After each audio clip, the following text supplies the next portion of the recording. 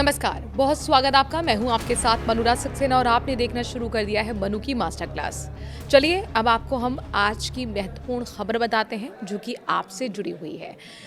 आपकी सैलरी और पेंशन में कब होगा इजाफा, ये 5 बड़े अपडेट सामने आ गए हैं। केंद्रीय कर्मचारियों और पेंशनर्स की नई सैलरी के लिए 8वें वेतन आयोग ने काम तेज कर दिया है। दिल्ली के दफ्तरों से बाहर निकलकर आयोग अब सीधे सीधे अलग अलग राज्यों में जाकर कर्मचारी की समस्याओं को सुन रहा है।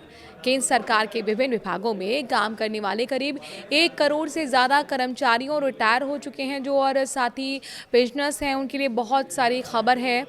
हर महीने बैंक खाते में आने वाली सैलरी और पेंशन में बढ़ोतरी का जो इंतज़ार आप लोग कर रहे थे, वो प्रक्रिया बहुत तेज़ी से आगे बढ़ रही है। 8वें वेतन आयोग यानी कि 8th पे कमीशन से जुड़ी कार्रवाई ने अब पूरी तरह से रफ्तार पकड़ ली है। जस्टिस रंजना प्रकाश देसाई की अध्यक्षता में बना ये आयोग अब फाइलों से निकलकर जमीनी स्तर पर काम कर रहा है। देश के अलग अलग राज्यों और केंद्र शासित प्रदेशों में कर्मचारी यूनियंस और पेंशनर्स के गुटों के साथ आयोग की अहम बैठकें लगातार जारी हैं। अगर आप भी इस बात को लेकर उत्सुक हैं कि नया पे स्ट्रक्चर कैसा होगा, बेसिक सैलरी कितनी बढ़ेगी, पेंशन का रिवीजन किस तरह से किया जाएगा, तो 8वें वेतन आयोग की तरफ से आ रहे 5 बड़े जरूरी अपडेट्स को जानना आपके लिए बेहद जरूरी है।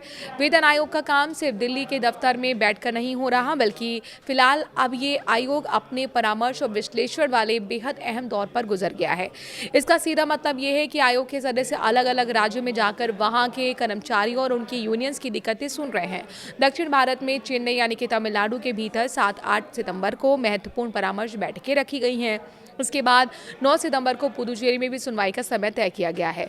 उत्तर भारत की तरफ रुख करें तो चंडीगढ़ में 16 से 18 सितंबर के बीच वहां और आसपास के राज्यों के कर्मचारी संगठन से आमने सामने बैठकर बातचीत होगी। तो वहीं राजस्थान के जयपुर में 31 अगस्त और 1 सितंबर को होने वाली बैठकों के लिए आवेदन जमा करने का काम पूरा किया जा चुका है। सैलरी का नया ढांचा तैयार करने में कोई आसान काम इसे माना नहीं जाता। इसके लिए महंगाई के सूचकांक, देश के आर्थिक हालात और अलग अलग क्षेत्रों से आ रहे वित्तीय प्रस्तावों को बारीकी से समझना होता है। ये इसके पीछे की रिसर्च होती है, पैरामीटर्स होते हैं।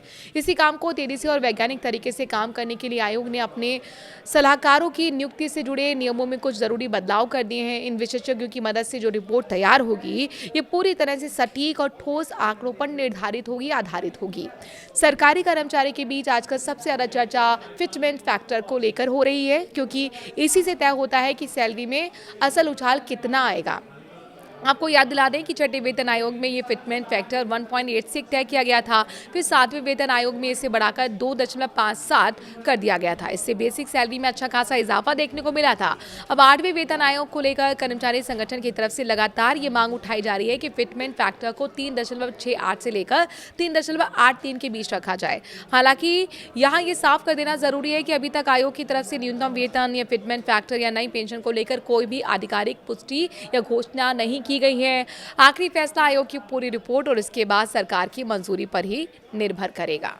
इस बार वेतन आयोग की ये साफ मंशा है कि पूरी प्रक्रिया एकदम लोकतांत्रिक तरीके से पारदर्शी रहे और कोई भी फैसला सिर्फ बंद कमरों में लेने के बजाय आयोग हर विभाग के कर्मचारी, प्रतिनिधियों और स्थानीय परिसंघों और पेंशनर्स एसोसिएशंस को पूरा मौका दे रहा है। लोग अपनी समस्याएं और सुझाव लिखित रूप में या फिर बैठकों में मौखिक तौर पर सीधे आयोग के सामने रख सकते हैं। तय सीमा के मुताबिक 3 नवंबर 2025 को गठित किए गए इस 8वें वेतन आयोग को अपनी पूरी रिसर्च, सिफारिशें और फाइल रिपोर्ट्स तैयार करने के लिए सौंपने के लिए 18 महीने का वक्त दिया गया है। जब देश भर में चल रही ये सभी बैठकें खत्म हो जाएंगी, तब आयोग जमा किए गए सभी आवेदन और सुझावों का गहराई से अध्ययन करेगा और उसके बाद एक फाइनल रिपोर्ट तैयार करके केंद्र सरकार की मेज पर रख दी जाएगी।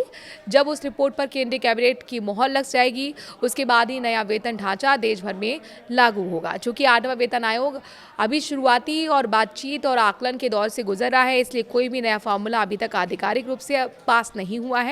ऐसे में अक्सर कई तरह की अफवाहें भी तेजी से फैल रही हैं। सभी कर्मचारी पेंशन भोगियों को यही सलाह दी जाती है कि वो इधर उधर की बातों पर ध्यान ना दें, बल्कि उसके बजाय पुख्ता जानकारी के लिए सिर्फ 8वें वेतन आयोग के आधिकारिक पोर्टल या वित्त मंत्रालय की तरफ से जारी होने वाले आधिकारिक बयानों पर ही भरोसा करें।